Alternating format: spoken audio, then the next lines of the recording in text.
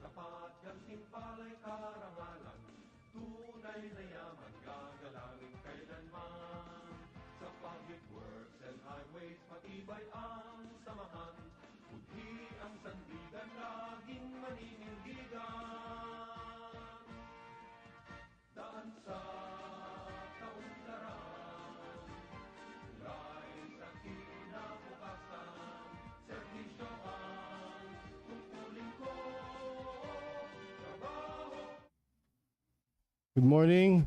Time check. It's 10:04. Let's start our activity with a prayer and the singing of national anthem. Please all stand.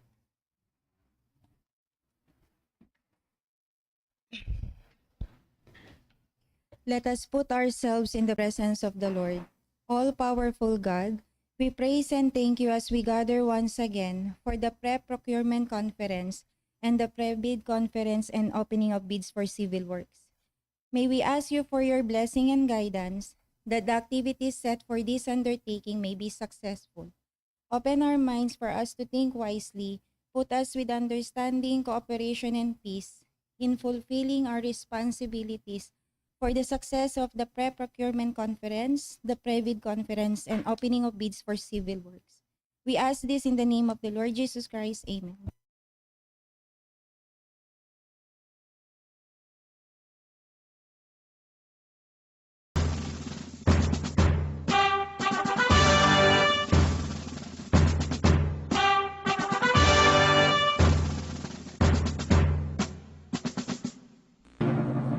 Bayang magiliw, pelos ng silanganan, alam ng puso, sa dibdib mo'y buhay. Lupang hinirang, buyan ka ng magiting, sa manlulupi, kita masisingil, sa lagat at bundok, sa simoy at sa langit mo bangag, ay ilang ang tula at awit sa paglayang tinamahal. Ang kisap ng watawat mo'y nagumpay na nakikinig, ang bituin ng araw niya kailan pagpapay magdidilig. Lupa ng araw ng maraming pagsita, buhay namin sa likod. Aming ligaya na parang may mamagin, at namatay ng dahil sa'yo. You may now take your seats.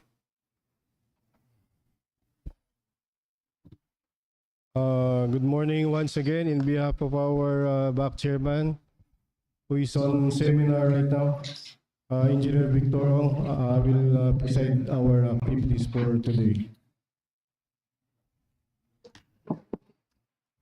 Before we start, Mr. Back Secretary, please ascertain if we have the quorum. Yes, Mr. Vice Chairman, we have a quorum. Do we have a submission of bids? Electronic submission of bids, sir? There is no electronic bid submitted, Mr. Vice Chairman. So with that, I now call this meeting to order. Thank you, Mr. Back Secretary. DWG, you may now open the bid box and retrieve all those bid tenders. And while we are waiting for the result of electronic eligibility coming from CW, you may now open all the technical envelopes and start sorting out these documents. So today we have 3 activities. First is the Pre-Procurement Conference, Pre-Bid Conference, and opening of bids. Let me acknowledge the presence of everyone. On my left, Mr. Back Secretary, Engineer Mike Malvar. Beside him is Engineer Jerwin Oliveros. And Ma'am Jacqueline de Marucot. And Ma'am Luz Zamora. Good morning. And one of the idol, Engineer Lito Millado. Good morning. And beside him is Engineer Marvin Gingab, Head of the TWG, Engineer Attorney Cristina Romero Magcalas. Okay, on my right, the alternate of IT man, expert, Mr. Frank. And we have also our guest speakers for today for the pre-bid conference. We have Ariel Marvin Calma, Engineer Ariel Marvin Calma. Engineer Charles Anthony Serrano. Engineer Anthony Glenn Giolin. Engineer Lorraine Granil. Engineer Timothy Jan Mendoza. Engineer Mark Lawrence Bacho. Okay.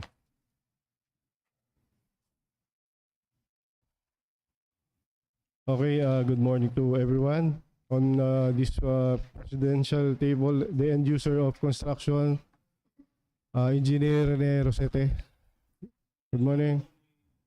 And our president of Samakana, Eric Dungka. Good morning. Then end user for maintenance section, Engineer Aboy Sibilia. And the chief of maintenance section, Engineer Renato Martinez. And yours truly, Engineer Marvin Jimenez. Good morning to everyone.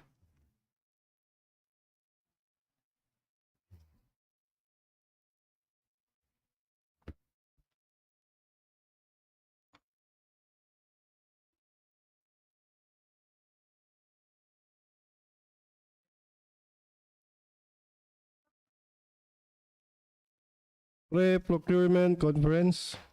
Prior to the advertisement of the issuance of the invitation to bid request for expression of interest for each procurement undertaken through a competitive bidding, the BAC through its secretariat shall call for a pre-procurement conference. The pre-procurement conference shall be attended by the BAC secretariat, the unit or officials including consultants hired by the procuring entity who prepared the bidding documents and the draft invitation to bid request for expression of interest for each procurement. During this conference, the participants led by the BAC shall confirm the description and scope of the contract, the approved budget cost and contract duration, ensure that the procurement is in accordance with the PPMP and APP, determine the readiness of the procurement at hand, including among other aspects the following: availability of appropriation and program budget for contract for the purpose of pre-procurement conference, pending the approval or enactment of the GAA, corporate budget, or appropriation ordinances, as the case may be. The certification of availability of funds refers to the amount in the indicative APP consistent with the NEP or MYOA or its equivalent document. The proposed corporate budget or executive budget in accordance with Section 7.6 of this IRR on procurement activities short of award, completeness of the bidding docs and their adherence to relevant general procurement guidelines, completion of the detailed engineering according to the prescribed standards in the case of infrastructure projects, and review, modify, and agree on the criteria for eligibility, screening, evaluation, and post-qualification. Review and adopt the procurement schedule, including deadlines and timeframes for the different activities. The bidding document shall be prepared by the procuring entity following the standard forms and manuals prescribed by the GPPB. The bidding document shall include the following: approved budget cost, invitation to bid, eligibility requirements, instruction to bidders, including scope of bid, documents comprising the bid criteria for eligibility, bid evaluation methodology in accordance with the Act, and post-qualification, as well as the date, time, and place of the pre-bid conference, submission of bids, and opening of bids, scope of work where applicable, plans, drawings, and technical specification, form, amount, and validity period of bid security, form, amount, and validity of performance security and warranty, and form of contract and general and special conditions of contract. The specification and the other terms in the bidding document shall reflect the necessary specification required to meet the needs of the procuring entity in clear and unambiguous terms. To provide prospective bidders ample time to examine the bidding documents and to prepare their respective bids. The concerned bank shall make the bidding documents available from the time the invitation to bid request for expression of interest is first advertised, posted until the deadline for the submission and receipt of bids. Before I start the reading of projects, I also would like to acknowledge the presence of the representative of the contractors. AC Sullivan Construction, Miss Jenny Domingo. Alexa Aleska Construction, Christopher Abuel Jr. Lamesha Tanya Kale. Northern Builders, Maria Cristina Bernadette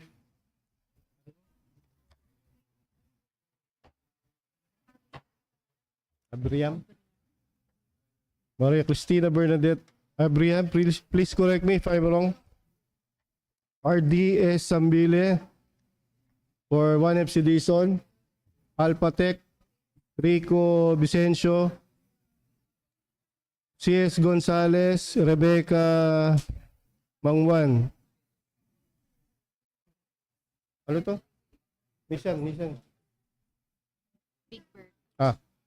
Big Berta, Maria Vida Quirino, RD8 Builders, Edmi Domingo, LSD, Arlene Paras, ARMD Construction, Marieta David, Ellen Nunag Construction, Eunice Inalves. Good morning. So for project number 1, 25 CJ 0063. Let me call on Engineer Ariel Mervin P. Calma. Ay, David pala to. Pre-procurement pala tayo. Sorry. Pre-procurement first.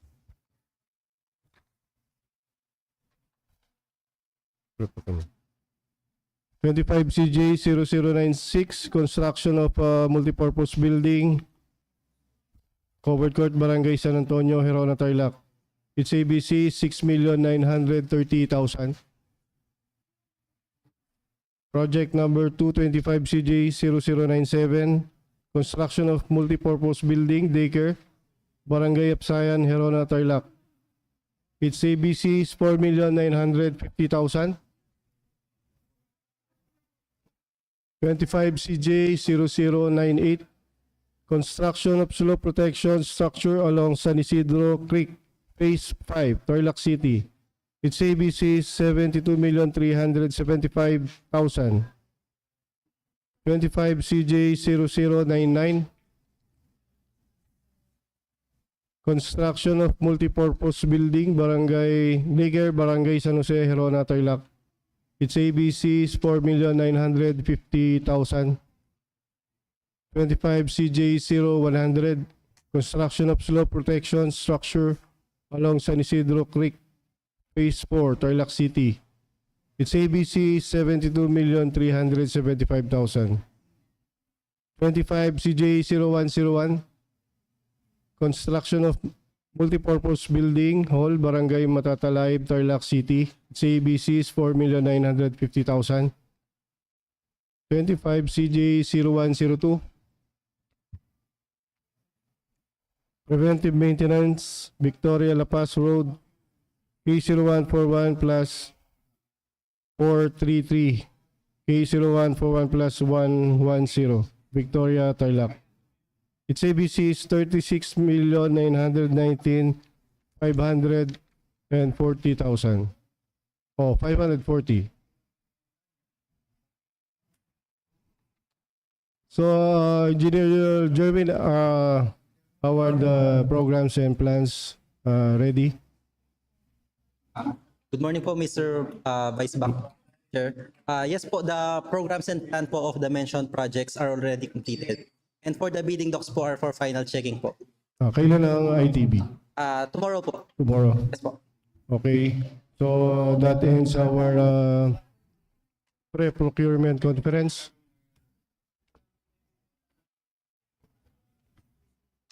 We now go to our second activity, pre-bid conference. As I call on the guest speaker, please join us here. For project number 125 CJ0063, Engineer Ariel Mervin P. Calma. And give us some details of the project.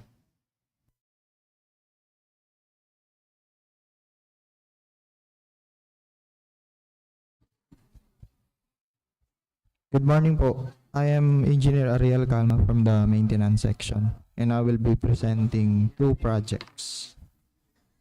For the contract ID 25CJ0063 with the contract name Rehabilitation, Reconstruction, Upgrading of Damaged Paved Roads, Paniqui-Camiling-Wawa Rd, K0162 plus 891, K0163 plus 007, K0163 plus 052, up to K0163 plus 087, K0163 plus 161, K0163 plus 439, K0163 plus 532, K0163 plus 770, K0163 plus 799, K0164 plus 000. Located at Camiling, Tarlac. Scope of work 0.857 kilometers, 1.714 lane kilometer target, reconstruction of existing 2 lanes carriageway with a width of 6.20 linear meters and a thickness of 300 millimeters. Application of reflectorized thermoplastic pavement markings, white and yellow. Contract duration is 113 calendar days. Any questions? Okay, you now proceed to the next project. 25CJ0071. For the contract ID 25CJ0071 with the contract name Installation, Application of Road Safety Facilities, Roadway Lighting along Manila North Road, K0133 plus 825 to K0135 plus 400, located at Gerona, Tarlac. Scope of work 47 units target installation of single arm solar LED roadway lighting with a specification of 12 meters pole, 3.0 meters mass arm with 300 watts luminaires within limits. One side. Contract duration is 90 calendar days. Any questions? Sir Jay, do we have questions on the comments dialog box? Okay, thank you, Engineer Calma.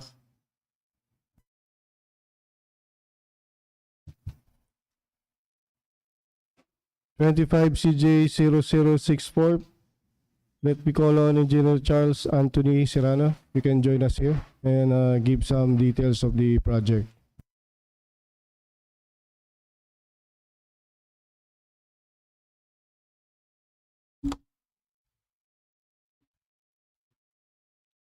Good morning, I'm Engineer Charles Serrano. I'll be presenting one project.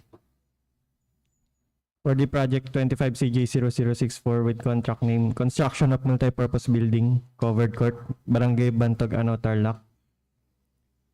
The scope of works include complete construction of covered court having a dimension of 32 by 18.75 meter with stage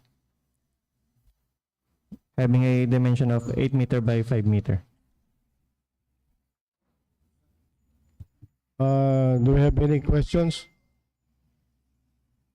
Okay, thank you, Engineer Charles. For project CJ 25 CJ 0065, let me call on Engineer Anthony Glenn Jolin. Please join us here and give some details of the project.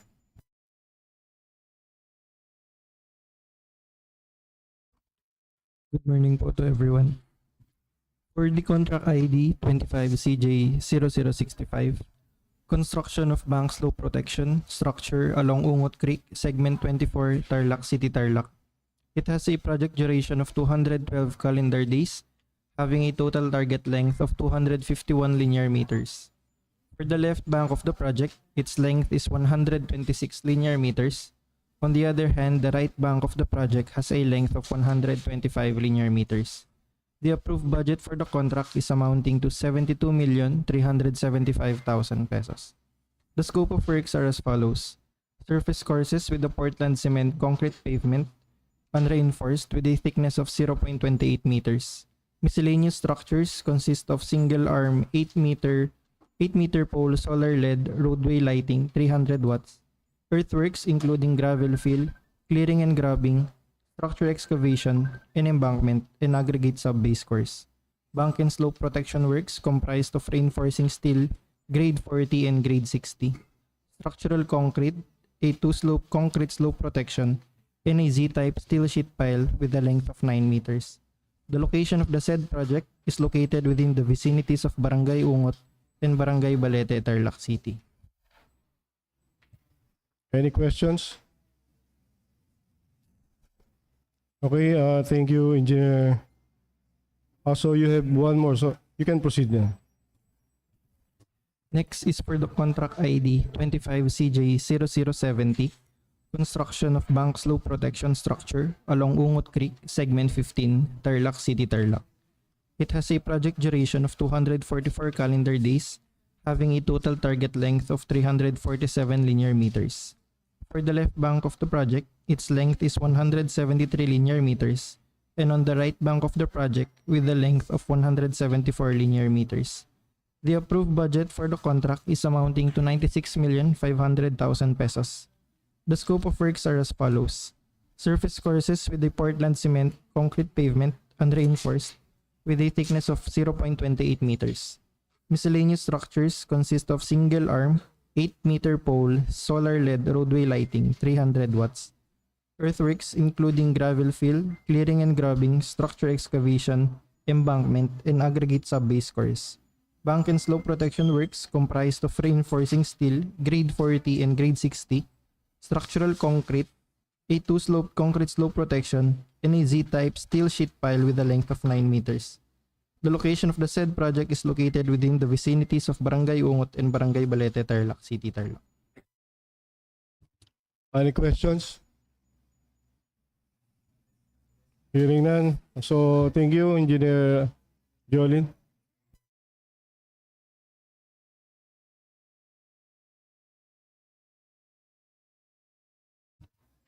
(25CJ0066). Let me call on Engineer Lorraine Granil and join us here to give us some details. Good morning, everyone. I'm Lorraine Granil. I'm here to present two projects. First, contract ID 25CJ0066, contract name, construction of multipurpose building daycare, Barangay Quezon, Gerona, Tarlac. Scope of works, complete construction of two-story daycare with a dimension of 11 meters by 6.5 meters from structural to architectural finishes with no demolition. Any questions? Do you have still some more? Yes, Okay, sir. proceed. Contract ID 25CJ0069, contract name, construction of multipurpose building hall, Barangay New Salem, Gerona, Tarlac. Scope of works, complete construction of one-story multipurpose building hall from structural to architectural finishes with a dimension of 16 by 10.5 meters, with demolition of existing structure, Old Barangay Hall, 8 meters by 7 meters. Any questions? Okay, thank you, Engineer Lorraine. For project number 25CJ0067, let me call on Engineer Timothy Mendoza. Join us here and give us some details. Good morning, I am Engineer Timothy Mendoza, and today I'm going to introduce a project with a contract ID number 25CJ0067 entitled Retrofitting Strengthening of Permanent Bridges, Bigbiga Bridge 3 with the bridge ID number B03433LZ along Capas San Jose Mayantoc, Malacampa Road. The anticipated contract duration is 150 calendar days. The bridge has a total length of 18.8 linear meters with 4 lanes and a total width of 14.64 meters. The scope of works of this project includes number 1, general requirements. Number 2, under the bridge construction, we have expansion joint, 30 millimeters gap, steel finger type, 29.28 linear meters, carbon fiber sheet with 2 layers, 203 square meters, carbon fiber plate, 9 square meters, structural concrete injection and crack repair, epoxy, 6 linear meters, and protective coating for concrete structures, 86 square meters. And lastly are the miscellaneous structures.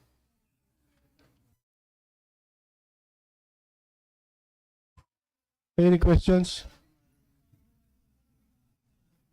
Okay, so thank you, Engineer Timothy Mendoza. For project number 25CJ0068, let me call on Engineer Mark Lawrence Bacho. Join us here and give us some details. Good morning. For the project with contract ID 24CJ0068, entitled Construction of Flood Control Structure along Talay River, Package 12, Gerona, Tarlac, has a net length of 391 linear meters, where 363 meters will be constructed in the right bank, while 28 meters for the left bank.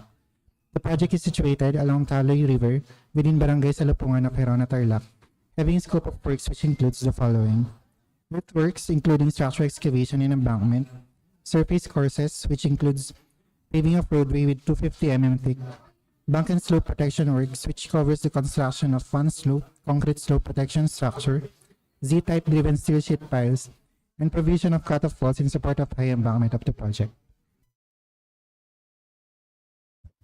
Any questions? Okay, thank you, Engineer Mark Lawrence Bacho. So that ends our Previd conference. Our resource speakers have discussed the scope of work and project description of each project. If in case there will be an amendment, notice of resumption, or for the scheduled procurement activities, a supplemental bulletin will be posted.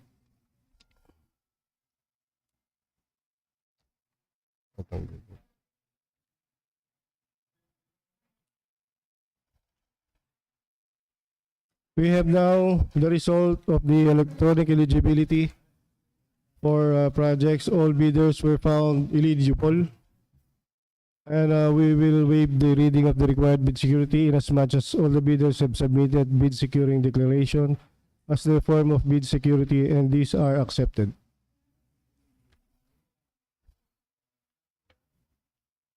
So, going back to our third activity for today,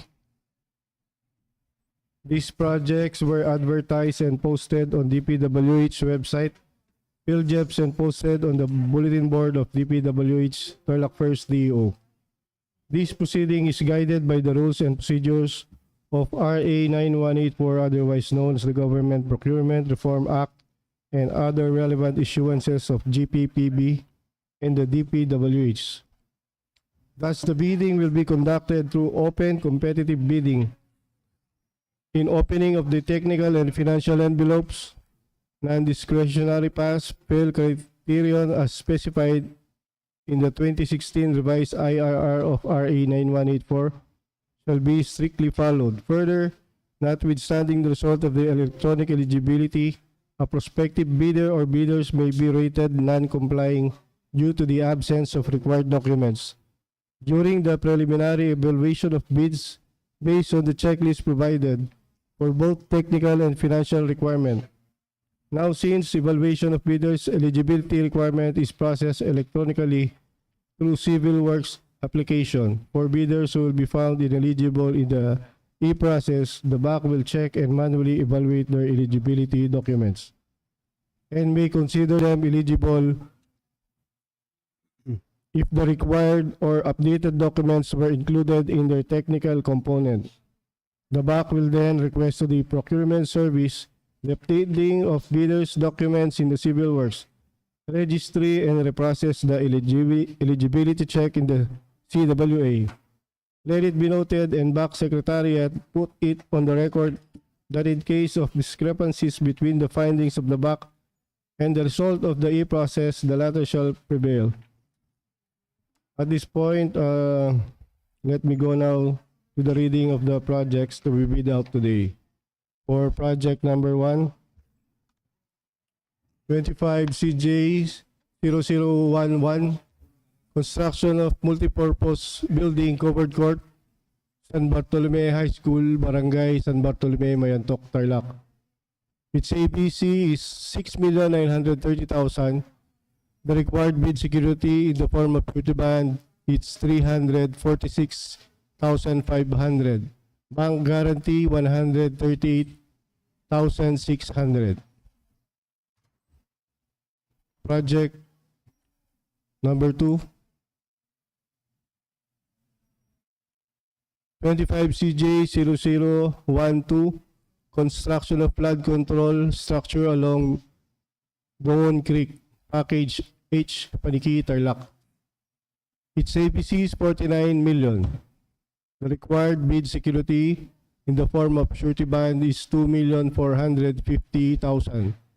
Bank guarantee, 980,000. For project number 3, 25 CJ 0013, retrofitting, strengthening of permanent bridges, Amucao Bridge 2, BO2689LZ along Tarlac-Sta Rosa Rd. Its ABC is 3,920,000. The required bid security in the form of surety bond, 196,000. Bank guarantee, 78,400. Project number 4, 25 CJ 0014, construction of flood control structure along Brillante-Rang Ayan-Sapang Burgos section. Segment 1, Paniqui, Tarlac. Its ABC is 72,375,000. Required bid security in the form of surety bond, 3,618,750. Bank guarantee, 1,447,500. For project number 5, 25 CJ 0015, construction of multipurpose building hall, Barangay Pinasling, Gerona, Tarlac. Its ABC is 4,950,000. The required bid security in the form of surety bond, 247,500. Bank guarantee is 99,000. For project number 6, 25 CJ 0016, preventive maintenance, Paniqui-Camiling-Wawa Rd, K0148 plus 685, K0148 plus 875, K0148 plus 903, K0148 plus 954, K0148 plus 985, K0150 plus 250. Its ABC is 96,500,000.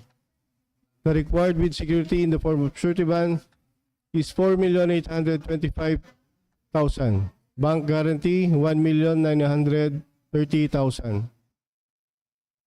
Project number 7, 25 CJ 0017, construction of multi-purpose building, health center, Barangay Sembrano, Gerona, Tarlac. Its ABC is 4,950,000. The required bid security in the form of surety bond is 247,500. Bank guarantee is 99,000. Project number 8, 25 CJ 0018, construction of flood control structure along Brillante-Rang Ayan-Sapang Burgos section, segment 2, Paniqui, Tarlac. Its ABC 72,375,000. The required bid security in the form of surety bond is 3,618,750. Bank guarantee 1,447,500.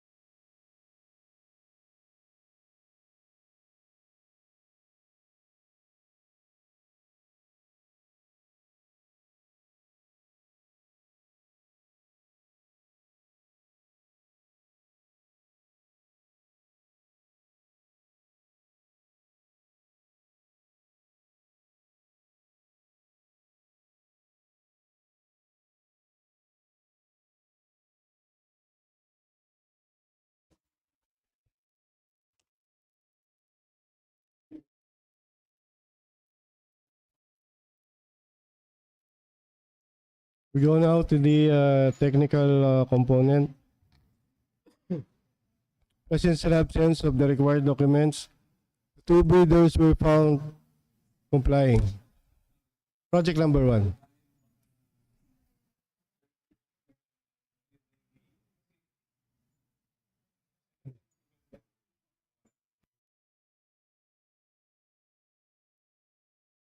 You may now open the financial envelope. Project 2. For project number 2, presence and absence of the required documents. The two bidders were found complying. You may now open the financial envelope. Excellent.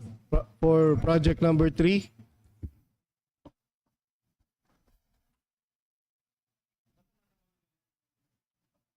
presence and absence of the required documents. The loan bidder is found complying.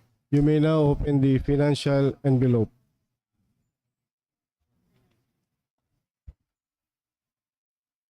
For project number 4, presence and absence of the required documents. The two bidders were found complying. You may now open their financial envelope. Project number 5, presence and absence of the required document. The two bidders were found complying. You may now open the financial envelope.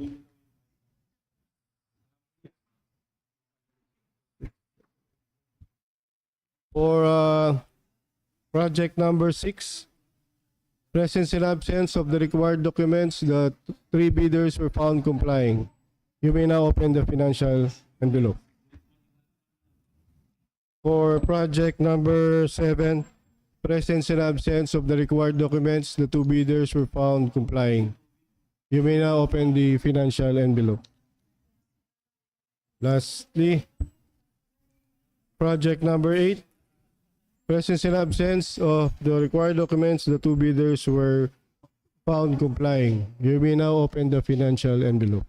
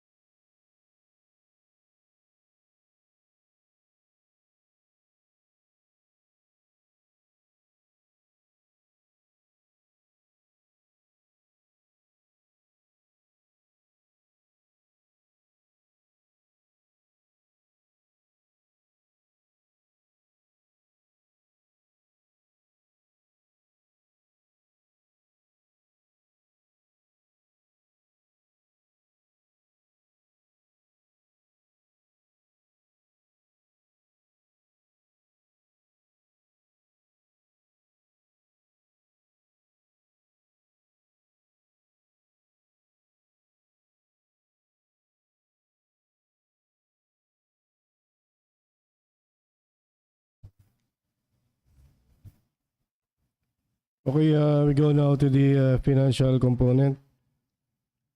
For project number 1, presence and absence of the required documents, the two bidders were found complying with their bids. For CS Gonzalez Construction and Supply, its bid is 6,857,184.55.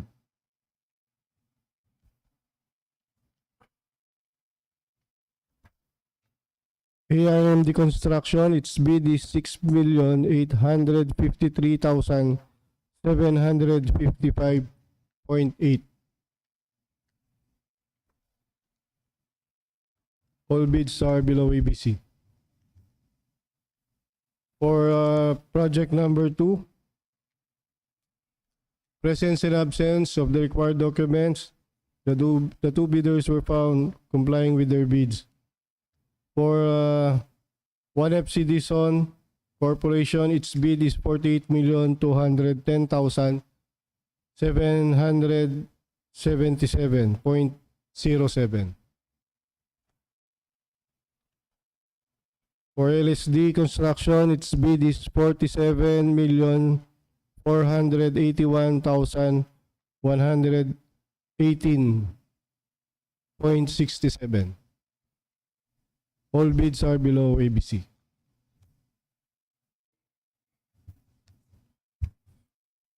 Project number 3, 25CJ0013. Its bid is Alphatec Chemical Corporation. Its bid is 3,878,840.02. 840.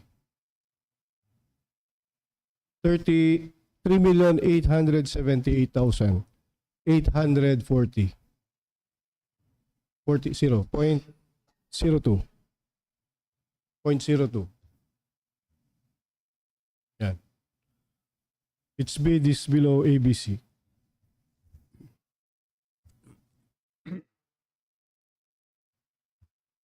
Project number 4, 24CJ0014. Presence and absence of the required documents. The two bidders are found complying with their bids. For Big Berta Construction, its bid is 70,861,443.49.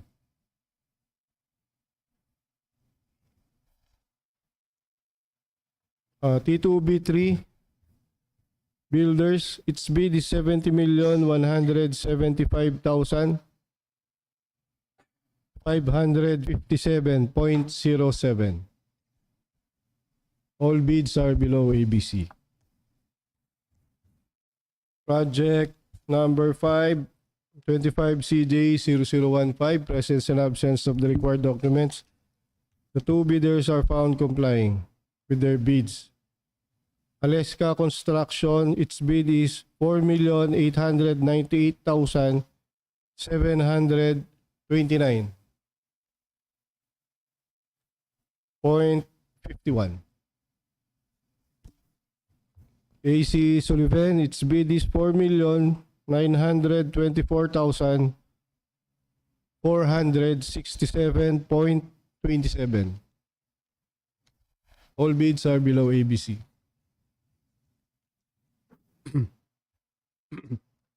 Project number 6, 25CJ0016. Presence and absence of the required documents. The two bidders were found complying with their bids. Big Berta, its bid is 94,428,985.52.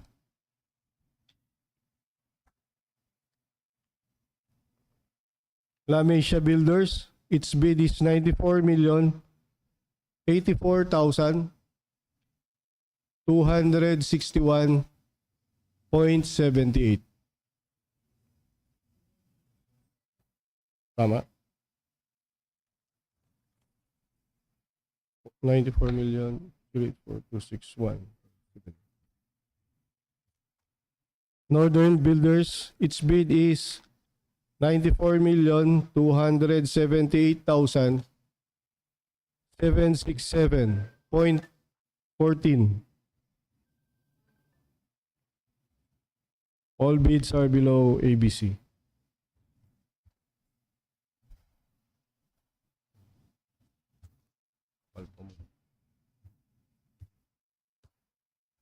Project number 7, 25 CJ 0017, presence and absence of the required documents. The two bidders were found complying with their bids.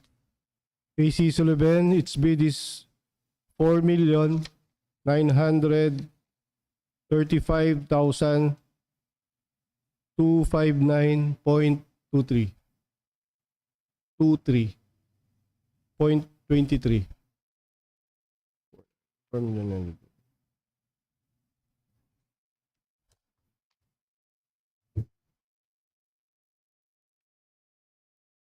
LN Nunag Construction, its bid is 4,923,594.91. All bids are below ABC.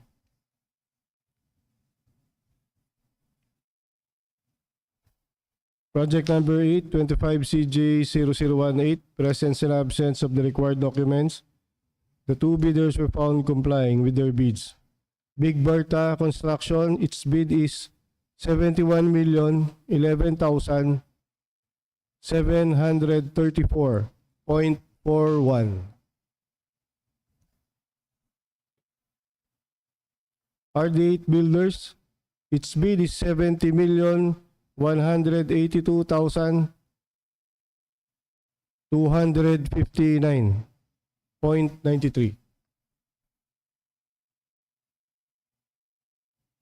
All bids are below ABC.